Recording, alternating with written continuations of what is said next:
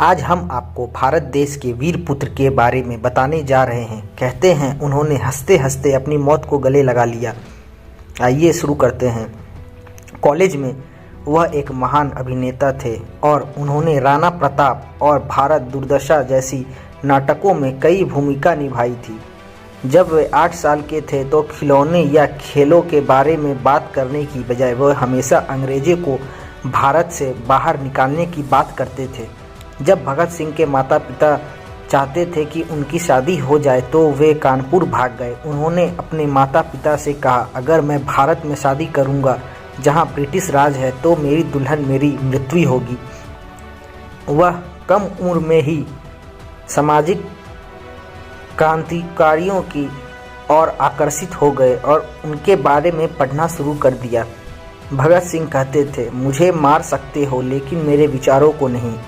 वे मेरे शरीर को कुचल सकते हैं लेकिन मेरे आत्मा को नहीं कुचल पाएंगे। भगत सिंह ने अंग्रेज़ों से कहा था, फांसी देने की बजाय उन्हें गोली मार देनी चाहिए, लेकिन अंग्रेज़ों ने इसके ऊपर कोई विचार नहीं किया।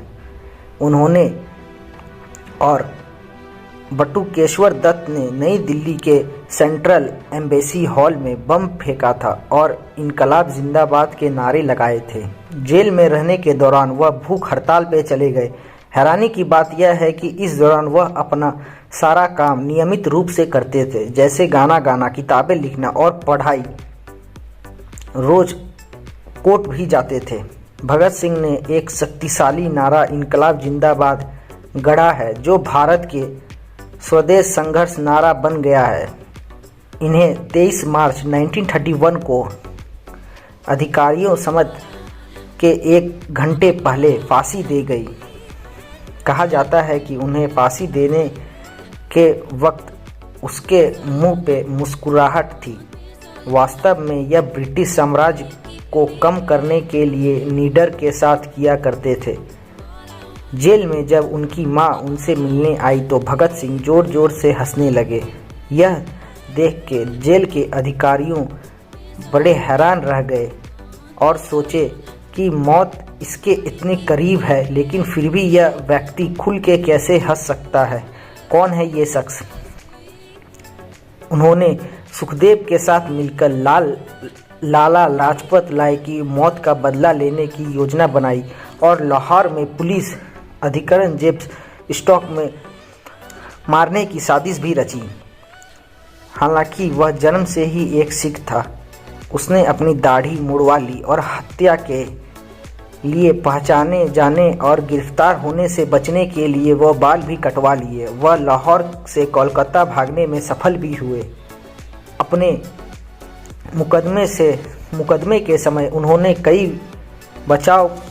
कोई बचाव पेशकश नहीं की, बल्कि इस अवसर पर वह उपयोग भारत की स्वतंत्रता के विचार को प्रचारित करने के लिए भी किया। उन्होंने 24 मार्च 1931 को फांसी देने की सज़ा सुनाई गई, लेकिन इससे 11 घंटे आगे बढ़कर 23 मार्च 1931 को शाम को 7:30 बजे कर दिया गया।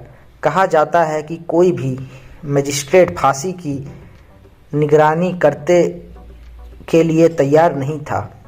भारत के सबसे प्रसिद्ध स्वतंत्रता सेनानी केवल 23 वर्ष के उम्र थे जब उन्हें फांसी दे दिया गया।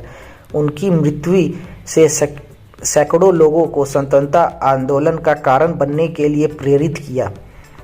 काफ़ी छोटा उम्र में उन्होंने अपना जीवन देश के लिए समर्पित कर दिया और सभी भारतवासियों को उकसाया कि अंग्रेज़ों को हमारे भारत से भगाना चाहिए। वे मैक्सिको विचारों से काफ़ी प्रभावित थे, जिन्होंने उसके क्रांतिकारी विचारों को हवा दी। ऐसा कहा जाता है भगत सिंह अपने चेहरे पर मुस्कुराहट के साथ फांसी पर चढ़ गए। अगर आपको ये वीडियो अच्छा लगी तो इसे